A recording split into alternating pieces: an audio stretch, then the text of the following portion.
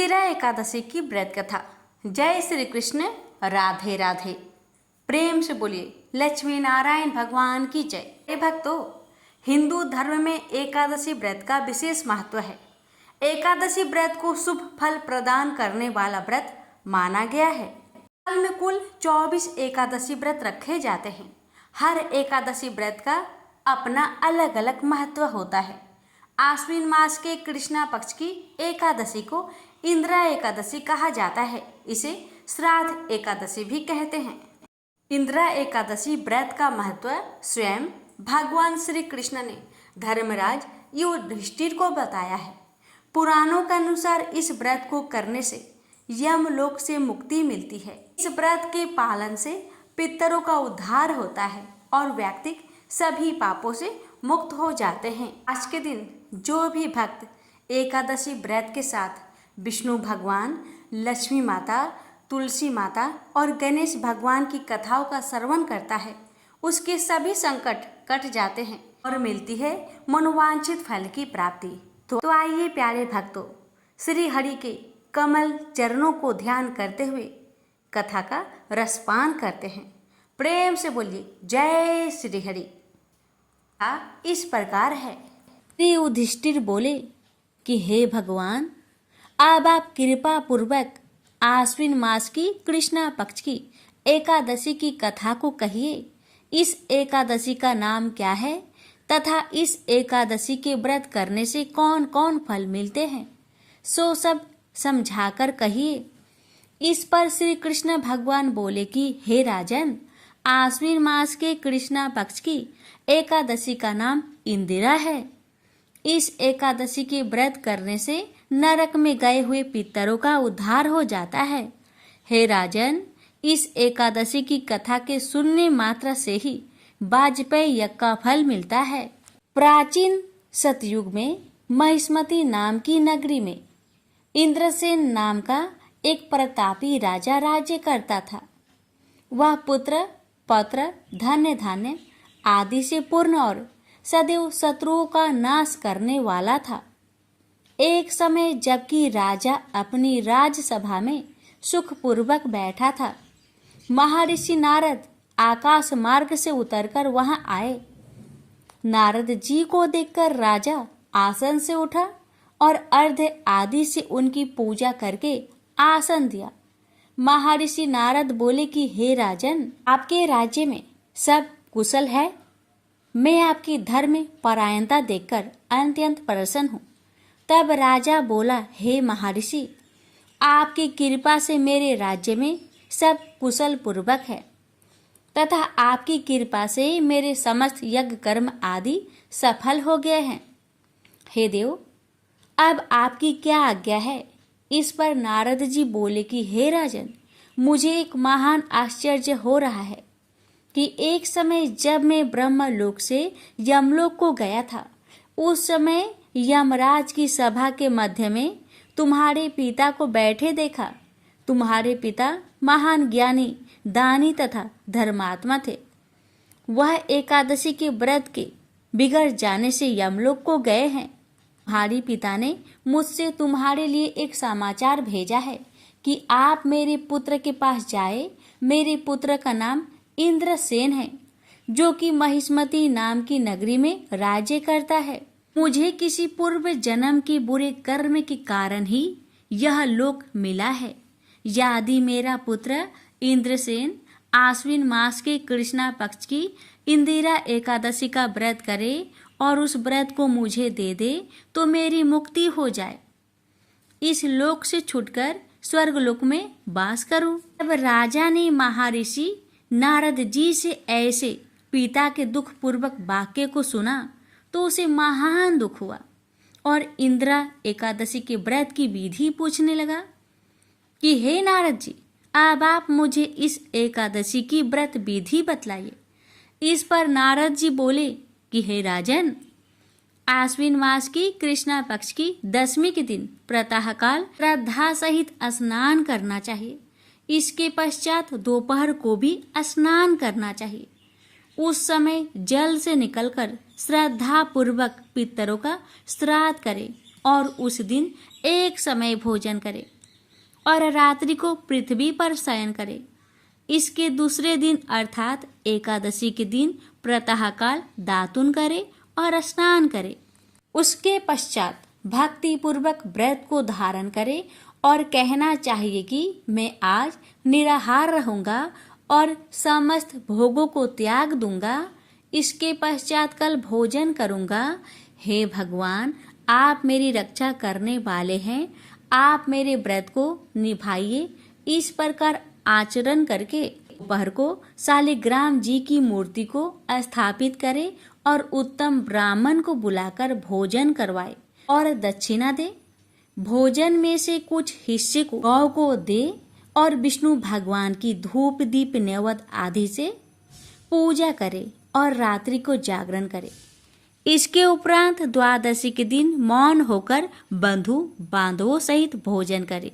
हे राजन, यह इंदिरा एकादशी के व्रत की विधि है।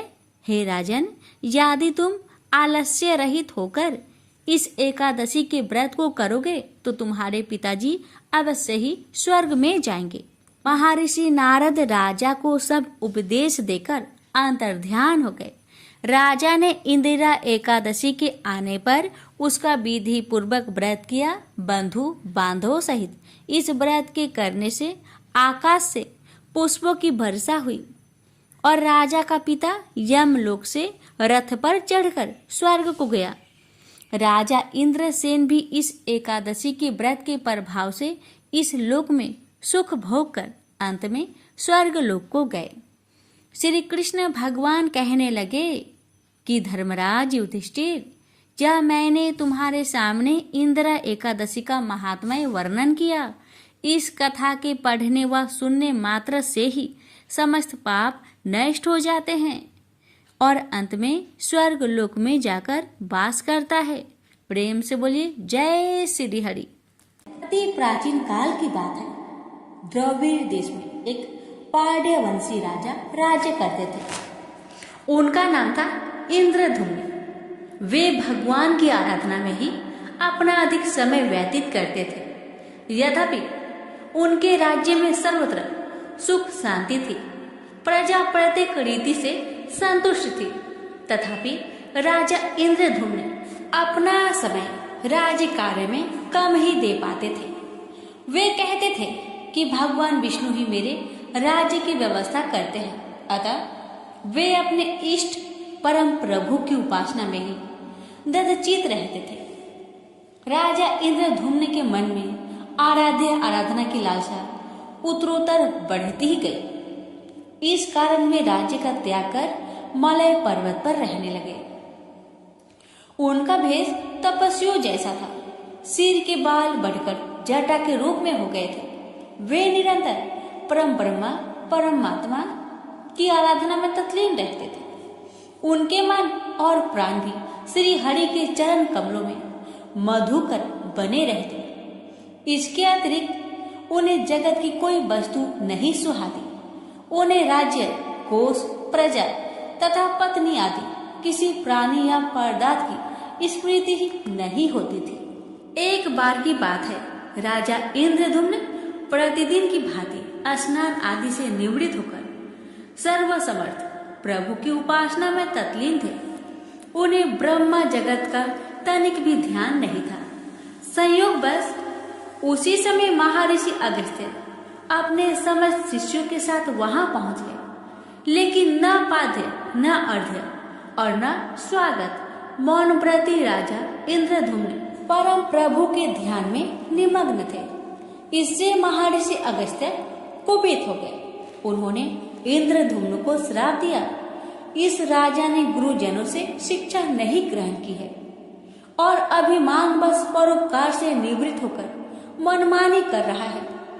ब्राह्मणों का अपमान करने वाला यह राजा हाथी के समान जड़ बुद्धि है, इसलिए इसे घोर अज्ञानमय हाथी की योनि प्राप्त हो। महर्षि अगस्त्य भगवत दंभ इंद्रधुम्न को यह श्राप देकर चले गए। राजा इंद्रधुम्न ने इसे श्री भगवान का मंगलमय विधान समझकर प्रभु के चरणों में सिर रख दिया। क्षीरवीद में 10 सहस्त्र योजन लंबा, चौड़ा और ऊंचा त्रिकूट नामक एक पर्वत था। वहां पर वैद्य अत्यंत सुंदर एवं श्रेष्ठ था। उस पर्वतराज त्रिकूट की तराई में ऋतुमान नामक भगवान वरुण का कीड़ा कानन था। उसके चारों ओर दिव्य वृक्ष सुशोभित थे। वे वृक्ष सदा पुष्पों और फूलों से लदे रहते थे। उसी कीड़ा कानन ऋतुमान के समीप पर्वत श्रेष्ठ त्रिकूट के गहन वन में हथनियों के साथ एक अत्यंत शक्तिशाली और अमित पराक्रमी गजेंद्र रहता था। एक बार की बात है, गजेंद्र अपने साथियों सहित तृष्णाधिक्य से व्याकुल हो गया। वह कमल की गंध से सुगंधित वायु को सुनकर चिताक्षर विशाल सरोवर के तट पर जा पहुंचा। गजेंद्र ने उस सरोवर के निर्मल, शीतल और मीठे जल में प्रवेश किया। पहले तो उसने जल पीकर अपनी तृष्णा बुझाई, फिर जल में स्नान कर अपना श्रम दूर किया। तत्पश्चात उसने जल क्रीड़ा आरंभ कर दी। वह अपनी सूर में जल भरकर उसकी फुहारे से हाथनियों को स्नान कराने लगा। तभी अचानक गजेंद्र ने सूर उठाकर चित्कार की। पता नहीं किधर से एक मगर ने आकर उसका पैर पकड़ लिया था। गजेंद्र ने अपना पैर छुड़ाने के लिए पूरी शक्ति लगाई, परंतु उसका बस नहीं चला, पैर नहीं छूटा। अपने स्वामी गजेंद्र को ग्रहग्रस्त देखकर हथनियां, कला और अन्य गज अत्यंत व्याकुल हो गए। वे सूर उठाकर चिघाड़ने और गजेंद्र को बचाने के लिए सरोवर के भीतर बाहर दौड़ने लगे। उन्होंने पूरी चेष्टा की, लेकिन सफल नहीं हुए। वस्तुतः महर्षि अगस्त्य के श्राप से राजा इंद्रधुम्न ही गजेंद्र हो गए थे और गंधर्व श्रेष्ठ हुहु महर्षि देवल के श्राप से ग्राह हो गए थे। वे भी अत्यंत पराक्रमी थे। संघर्ष चलता रहा। गजेंद्र स्वयं को बाहर खींचता और ग्राह गजेंद्र को भीतर खींच ले जाता। सरोवर का निर्मल जल कंदला हो गया था। कमल दल छत बिछत हो गए। जल जंतु व्याकुल हो उठे। गजेंद्र और ग्राह का संघर्ष 1 सहस्त्र वर्ष तक चलता रहा। दोनों जीवित रहे। यह दृश्य देखकर देवगण चकित हो गए। अंततः गजेंद्र का शरीर शिथिल हो गया। उसके शरीर में शक्ति और मन में उत्साह नहीं रहा, परंतु जलचर होने के कारण ग्राह की शक्ति में कोई कमी नहीं आई। उसकी शक्ति बढ़ गई। वह नवीन उत्साह से अधिक शक्ति लगाकर गजेंद्र को खींचने लगा। असमर्थ गजेंद्र के प्राण संकट में पड़ गए। उसकी शक्ति और पराक्रम का अहंकार चूर चूर हो गया। वह पूर्णतया निराश हो गया, किंतु पूर्व जन्म के निरंतर भागवत आराधना के फलस्वरूप उसे भागवत स्मृति हो आई। उसने निश्चय किया कि मैं कराल काल के भय से चराचर प्राणियों के शरण सर्वसमर्थ प्रभु की शरण ग्रहण करता हूँ। इस निश्चय के साथ गजेंद्र मन को एकाग्र कर पूर्व जन्म में सीखे श्रेष्ठ स्रोत द्वारा परम प्रभु की स्तुति करने लगा। गजेंद्र की स्तुति सुनकर सर्वात्मा सर्वदेव रूप भगवान विष्णु प्रकट हो गए। गजेंद्र को पीड़ित देखकर भगवान विष्णु गरुड़ पर आरूढ़ होकर अत्यंत शीघ्रता से उक्त सरोवर के तट पर पहुंचे। जब जीवन से निराशा तथा पीड़ा से छटपटाते गजेंद्र ने हाथ में चक्र लिए गरुड़ारूढ़ भगवान विष्णु को तीव्रता से अपनी ओर आते देखा। उसने कमल का एक सुंदर पुष्प अपनी सूर में लेकर ऊपर उठाया और बड़े कष्ट से उसने कहा, नारायण जगत गुरु भगवान, आपको नमस्कार है। गजेंद्र को अत्यंत पीड़ित देखकर भगवान विष्णु गरुड़ की पीठ से कूद पड़े और गजेंद्र के साथ ग्राह को भी सरोवर से बाहर खींच लाए और तुरंत अपने तीक्ष्ण चक्र से ग्राह का मुख फाड़कर गजेंद्र को मुक्त कर दिया। ब्रह्मा आदि देवगण श्री हरि की प्रशंसा करते हुए उनके ऊपर स्वर्ग सुमनों की वृष्टि करने लगे। सिद्ध और ऋषि महर्षि परम ब्रह्मा भगवान विष्णु का गुणगान करने लगे। ग्रह दिव्य शरीरधारी हो गया। उसने विष्णु के चरणों में सिर रखकर प्रणाम किया और भगवान विष्णु के गुणों की प्रशंसा करने लगा। भगवान विष्णु के मंगलमय वरद हस्त के स्पर्श से पाप मुक्त होकर अभिषक्त हुहु गंधर्व ने प्रभु की परिक्रमा की और उनके त्रिलोक्य बंदित चरण कमलों में प्रणाम कर अपने लोक को चला गया। भगवान विष्णु ने गजेंद्र का उद्धार कर उसे अपना पार्षद बना लिया। गंधर्व, सिद्ध और देवगण उनकी लीला का गान करने लगे। गजेंद्र की स्तुति से प्रसन्न होकर भगवान विष्णु ने सबके समक्ष कहा, प्यारे गजेंद्र, जो लोग ब्रह्म मुहूर्त में उठकर तुम्हारी की हुई स्तुति से मेरा स्तवन करेंगे, उन्हें मैं मृत्यु के समय निर्मल बुद्धि का दान करूंगा। यह कहकर भगवान विष्णु ने पार्षद रूप में गजेंद्र को साथ लिया और गरुड़ारूढ़ होकर अपने दिव्य धाम को चले गए। तो प्रेम से बोलिए लक्ष्मी नारायण की जय। एक समय श्री शंकर भगवान माता पार्वती के साथ कैलाश पर्वत पर विराजमान थे। माता पार्वती भगवान शिव जी को बहुत देर से चिंतित देखकर शिव जी से पूछी, भगवान, मैं आपको बहुत देर से चिंतित देख रही हूँ, क्या मैं जान सकती हूँ कि आपकी चिंता का विषय क्या है? तब भगवान शिव जी माता पार्वती जी से बोले कि हे देवी, मेरी चिंता का विषय यह है कि सब लोग अपने अपने गुरु बनाते हैं, पर आज तक हमने किसी को गुरु नहीं बनाया, क्योंकि कहा गया है कि जीवन में जब तक गुरु नहीं बनाया तब तक का किया हुआ सभी पुण्य कार्य को फल नहीं मिलता। हम रात दिन राम राम जपते हैं, पर उसका कोई फल हमें प्राप्त नहीं होता। इसलिए विचार कर रहा हूँ कि जगत में गुरु बनाए तो किसको? इस पर माता पार्वती बोली कि आप जिनका रात दिन भजन करते हैं उन्हीं को गुरु बना लीजिए। तब भगवान शिव जी बोले कि जिनका मैं भजन करता हूँ उनको तो पूरा संसार भजता है, इसलिए ये नहीं कुछ नया होना चाहिए। तब माता पार्वती जी भगवान शिव जी से बोली कि तब तो एक ही रास्ता है, क्यों ना भगवान विष्णु जी को ही श्री कृष्ण जी के नए रूप में और श्री लक्ष्मी जी को श्री राधा रानी जी के नए रूप में बनाकर उनकी पूजा करें। बनाकर उनकी पूजा करके आप उन्हें गुरु बना लीजिए। भगवान शिव जी माता पार्वती की बात सुनकर प्रसन्न हो उठे और बोले, हे देवी, तब तो मैं आज ही जाकर भगवान श्री विष्णु जी से अपना गुरु बनाने के लिए आग्रह करता हूँ। श्री विष्णु लोक पहुंचकर भगवान शिव जी और माता पार्वती जी भगवान श्री विष्णु जी से बोले कि ऐसे तो हम रात दिन आपका भजन करते ही हैं, पर आज तक हमने किसी को गुरु नहीं बनाया, इसलिए हमें हमारे भजन का फल नहीं मिलता। इसलिए हमने विचार किया है कि हम आपको ही गुरु बनाएं।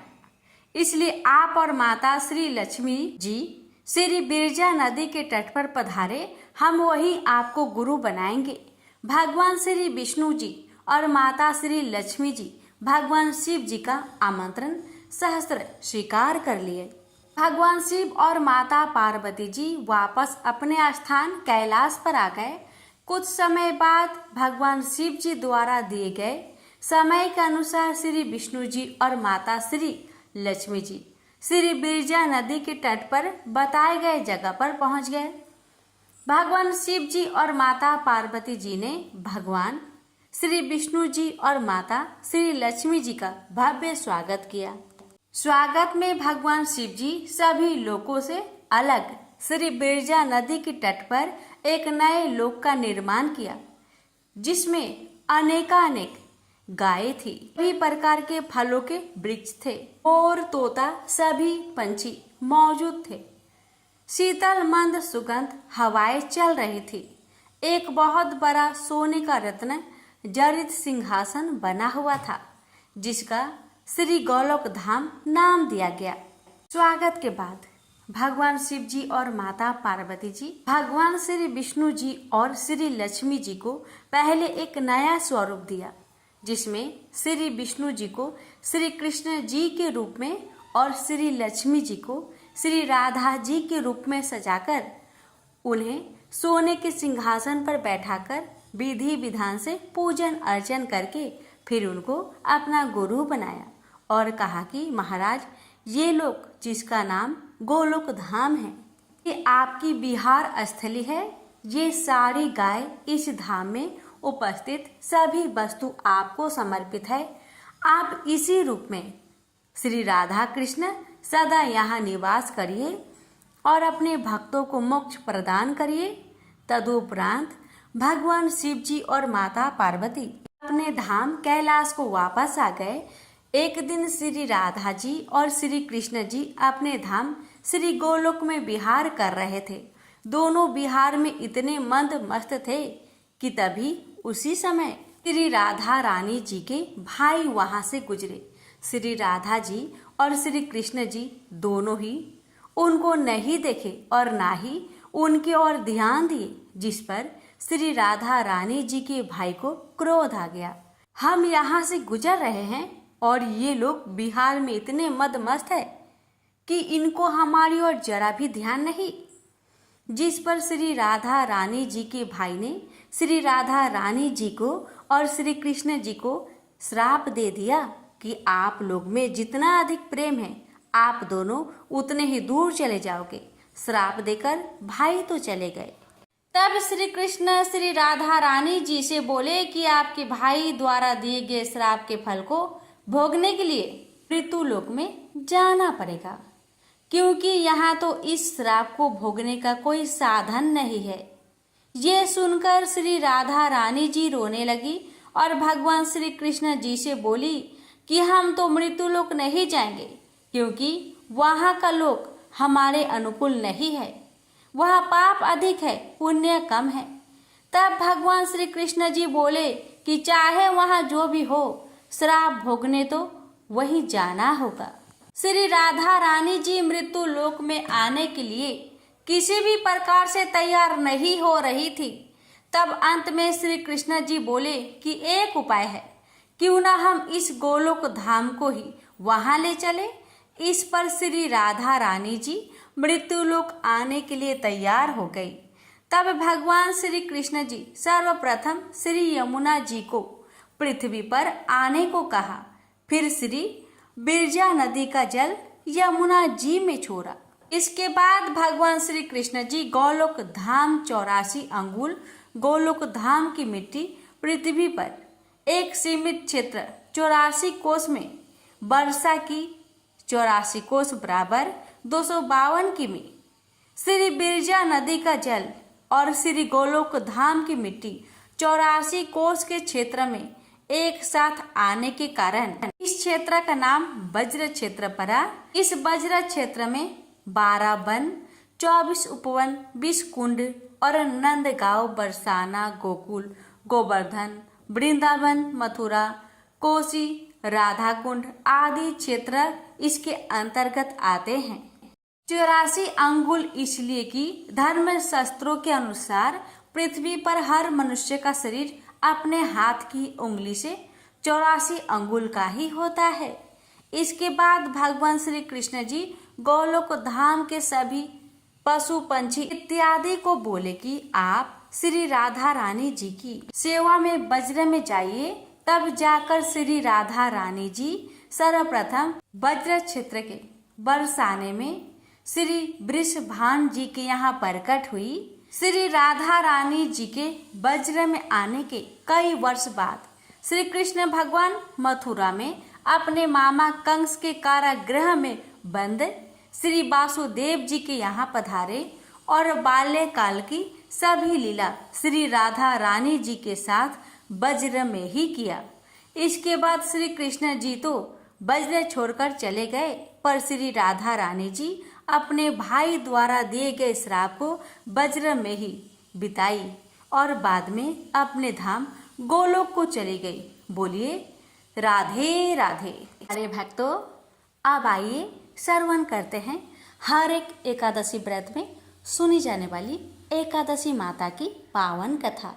व्रत करने वाले भक्तों को एकादशी के दिन एकादशी माता की कथा को अवश्य सुनना चाहिए।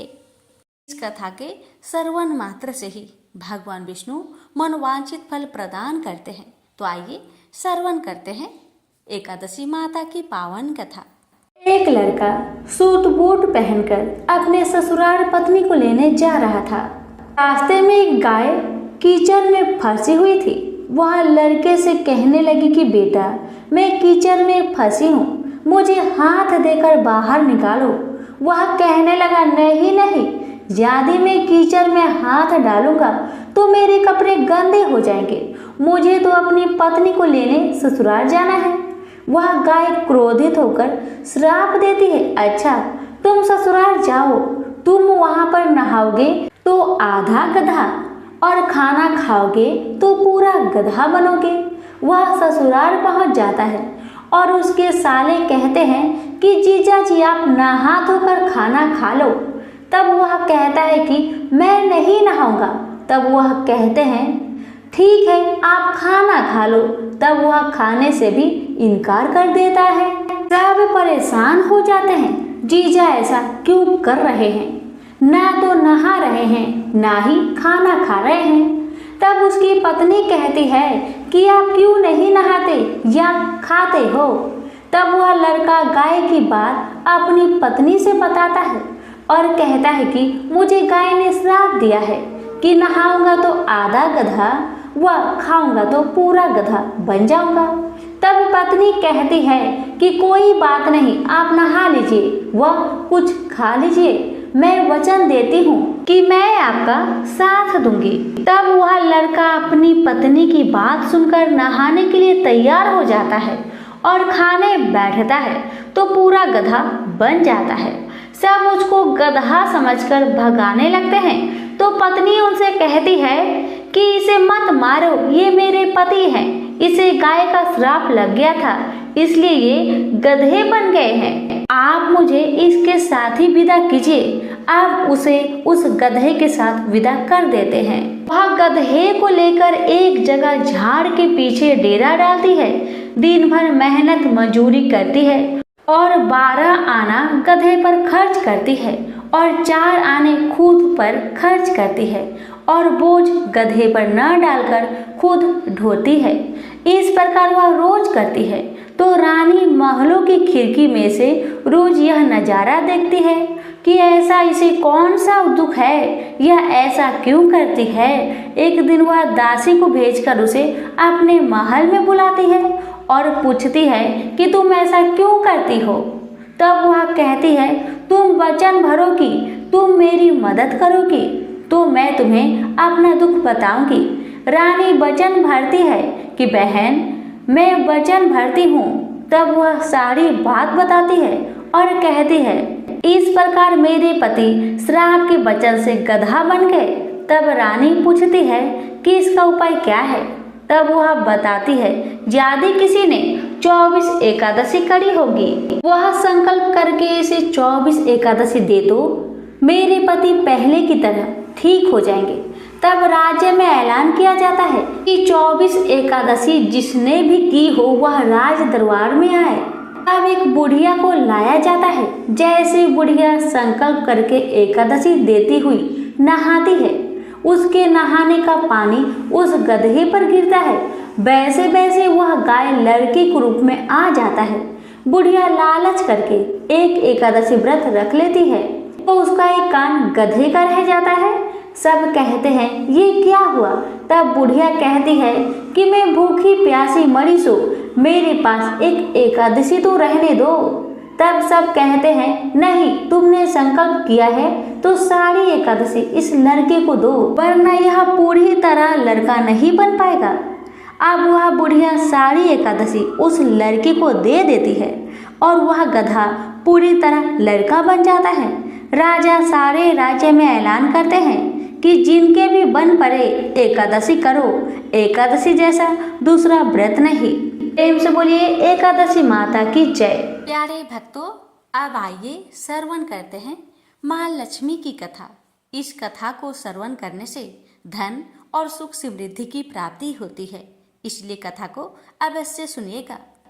एक बार भगवान नारायण लक्ष्मी जी से बोले, लोगों में कितनी भक्ति बढ़ गई है, सब नारायण नारायण कहते हैं। तो लक्ष्मी जी बोली, आपको पाने के लिए नहीं, मेरे को पाने के लिए भक्ति बढ़ गई है। तो भगवान बोले, लोग लक्ष्मी लक्ष्मी ऐसा जब थोड़ी ना करते हैं। तो माता लक्ष्मी बोली कि विश्वास ना हो तो परीक्षा हो जाए। भगवान नारायण एक गांव में ब्राह्मण का रूप लेकर गए। एक घर का दरवाजा खटखटाया। घर के यजमान ने दरवाजा खोलकर पूछा, कहाँ के हैं आप? तो भगवान बोले, हम तुम्हारे नगर में भगवान का कथा कीर्तन करना चाहते हैं। यजमान बोला, ठीक है महाराज, जब तक कथा होगी आप मेरे घर में रहना। गांव के कुछ लोग इकट्ठा होके सब तैयारी कर दी। पहले दिन कुछ लोग आए, अब भगवान स्वयं कथा करते तो गर्दी बढ़ी। 2 रे 3 रे दिन और भी भीड़ हो गई। भगवान खुश हो गए कि कितनी भक्ति है लोगों में। लक्ष्मी माता ने सोचा, अब जाने जैसा है। लक्ष्मी माता ने बूढ़ी माता का रूप लिया और उस नगर पहुंची। एक महिला ताला बंद करके कथा में जा रही थी कि माता पहुंची। बोली, बेटी जरा पानी पिला दे। तो वो महिला बोली, माता जी 3:30 बजे हैं, मेरे को प्रवचन में जाना है। लक्ष्मी माता बोली, पिला दे बेटी थोड़ा पानी, बहुत प्यास लगी है। तो वो महिला लोटा भर के पानी लाई। माता ने पानी पिया और लोटा लौटाया तो सोने का हो गया था। महिला अचंभित हो गई कि लोटा था स्टील का और वापस लिया तो सोने का। कैसी चमत्कारी माता जी हैं। अब तो वो महिला हाथ जोड़ी करने लगी कि माता जी आपको भूख लगी होगी, खाना भी खा लीजिए। ये सोच के कि खाना खाएगी तो थाली भी कटोरी भी सोने की हो जाए। माता लक्ष्मी बोली, तुम जा बेटी, तेरा टाइम हो गया है। वो महिला प्रवचन में आई तो सही, लेकिन आसपास की महिलाओं को सारी बात बताई। अब महिलाएं को बात सुनकर चालू सत्संग में से उठ के गई। दूसरे दिन से कथा में लोगों की संख्या कम हो गई। तो भगवान ने पूछा कि लोगों की संख्या कैसे कम हो गई। किसी ने कहा, एक चमत्कारी माताजी आई हैं नगर में, जिसके घर दूध पीती तो गिलास सोने का हो जाता, थाली में रोटी सब्जी खाती तो थाली सोने की हो जाती। उसके कारण लोग प्रवचन में नहीं आते। भगवान नारायण समझ गए कि लक्ष्मी जी का आगमन हो चुका है। इतनी बात सुनते ही देखा कि जो यजमान सेठ जी थे वो भी उठ खड़े हुए और खिसक गए। पहुंचे माता लक्ष्मी जी के पास। बोले, माता मैं तो भगवान की कथा का आयोजन करता और लक्ष्मी जी माता आपने मेरे घर को छोड़ दिया। माता जी बोली, तुम्हारे घर तो मैं सबसे पहले आने वाली थी, लेकिन तुम्हारे घर में जिस कथाकार को ठहराया है ना, वो चला जाए तो मैं अभी आऊं।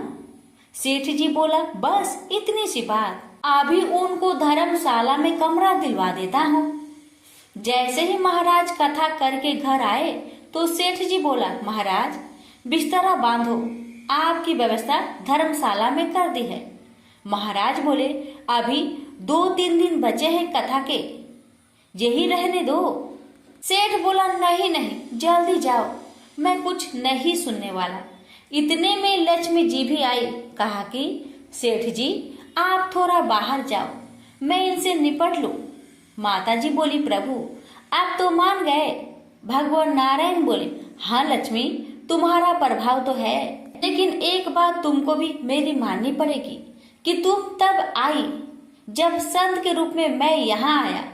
संत जहाँ कथा करेंगे वहाँ लक्ष्मी तुम्हारा निवास जरूर होगा।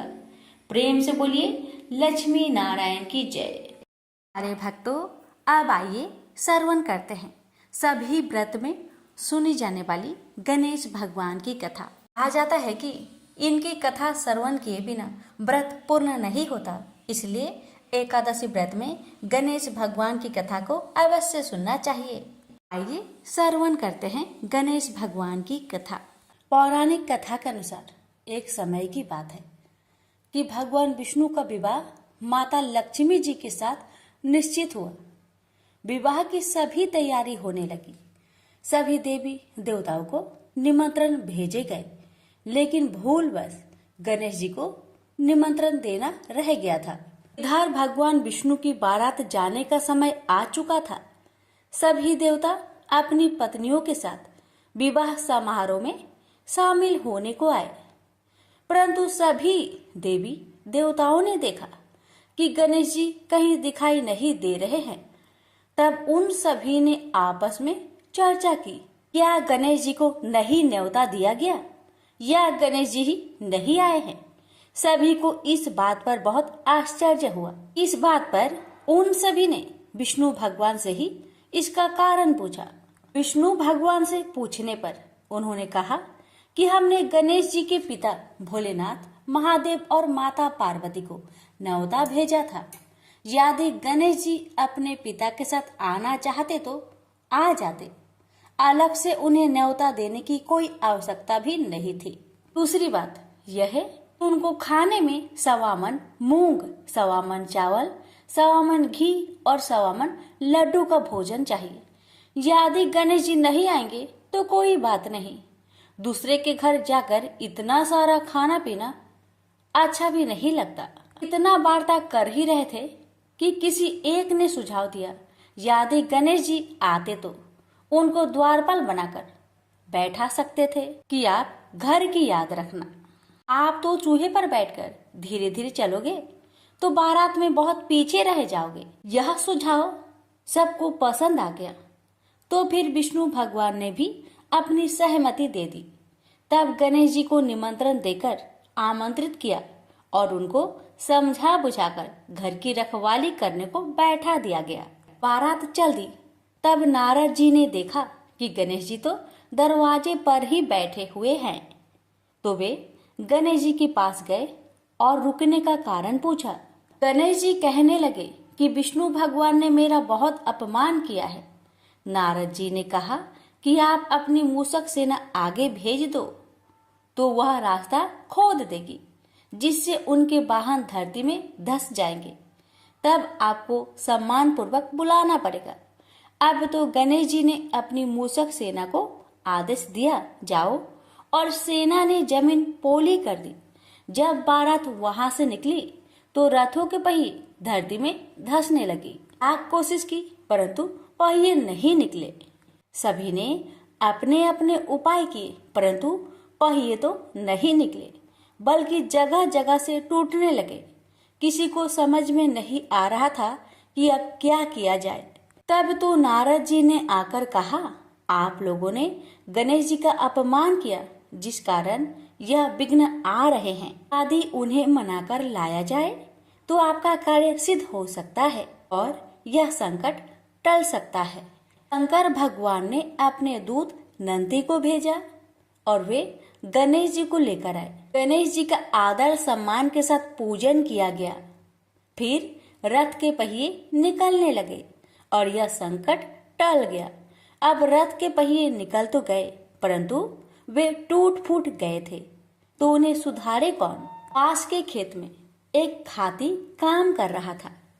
उसे बुलाया गया। खाती अपना कार्य करने से पहले श्री गणेशाय नमः कहकर गणेश जी की वंदना मन ही मन करने लगा। देखते ही देखते खाती ने सभी पहियों को ठीक कर दिया। तब खाती कहने लगा कि हे देवताओं, आपने सर्वप्रथम गणेश जी को नहीं मनाया होगा और न ही उनकी पूजन की होगी, इसलिए तो आपके साथ यह संकट आया है। मैं तो मूर्ख अज्ञानी हूँ, फिर भी पहले गणेश जी को पूजते हैं, उनका ध्यान करते हैं। आप लोग तो देवगण हैं, फिर भी आप गणेश जी को कैसे भूल गए। अब आप लोग भगवान श्री गणेश जी की जय बोलकर जाए तो आपके सब काम बन जाएंगे और कोई संकट भी नहीं आएगा। ऐसा कहते हुए बारात वहां से चल दी और विष्णु भगवान का लक्ष्मी जी के साथ विवाह संपन्न करा के सभी सकुशल घर लौट आए। हे गणेश जी महाराज, आपने विष्णु को जैसा कारज सरियो ऐसा कारज सबको सिद्ध करिजो। बोलिए गजानन भगवान की जय। अरे भक्तों, अब आप श्रवण करेंगे अंतिम कथा। अंतिम कथा है लापसी तापसी की कथा। हर एक कथा के दौरान लापसी तापसी की कथा अवश्य सुनना चाहिए। आइए श्रवण करते हैं लापसी तापसी की व्रत कथा। एक लापसी था, एक तपसी था। तपसी हमेशा भगवान की तपस्या में लीन रहता था। लापसी रोजाना सवा सेर की लापसी बनाकर भगवान का भोग लगाकर जीम लेता था। एक दिन दोनों लड़ने लगे। लापसी बोला, मैं रोज भगवान की तपस्या करता हूँ, इसलिए मैं बड़ा हूँ। लापसी बोला कि मैं रोज भगवान को सवा सेर लापसी का भोग लगाता हूँ, इसलिए मैं बड़ा हूँ। नारद जी वहां से गुजर रहे थे। दोनों को लड़ता देखकर उनसे पूछा कि क्यों तुम लड़ रहे हो। लापसी ने खुद को बड़ा होने का कारण बताया और तपसी ने अपना कारण बताया। नारद जी बोले, तुम्हारा फैसला मैं कर दूंगा। दूसरे दिन लापसी और तपसी नहाकर अपनी रोज की भक्ति करने आए तो नारद जी ने छुपकर 1.25 करोड़ की एक एक अंगूठी उन दोनों के आगे रख दी। तपसी की नजर जब अंगूठी पर पड़ी तो उसने चुपचाप अंगूठी उठाकर अपने नीचे दबा ली। लापसी की नजर अंगूठी पर पड़ी लेकिन उसने ध्यान नहीं दिया। भगवान को भोग लगाकर लापसी खाने लगा। नारद जी सामने आए तो दोनों ने पूछा कि कौन बड़ा।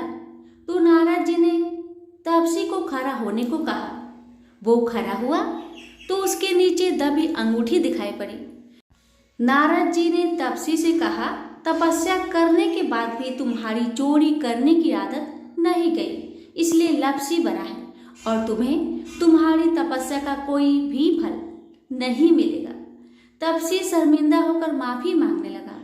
उसने नारद जी से पूछा, मुझे मेरी तपस्या का फल कैसे मिलेगा। नारद जी ने कहा, यदि कोई गाय और कुत्ते की रोटी नहीं बनाएगा तो फल तुझे मिलेगा। यदि कोई ब्राह्मण को भोजन करवाकर दक्षिणा नहीं देगा तो फल तुझे मिलेगा। यदि कोई साड़ी के साथ ब्लाउज नहीं देगा तो फल तुझे मिलेगा। यदि कोई दिए से दिया जलाएगा तो फल तुझे मिलेगा। यदि कोई सारी कहानी सुने लेकिन तुम्हारी कहानी नहीं सुने तो फल तुझे मिलेगा। उसी दिन से हर व्रत कथा कहानी के साथ लापसी तापसी की कहानी भी सुनी और कही जाती है। प्रेम से बोलिए लक्ष्मी नारायण की जय।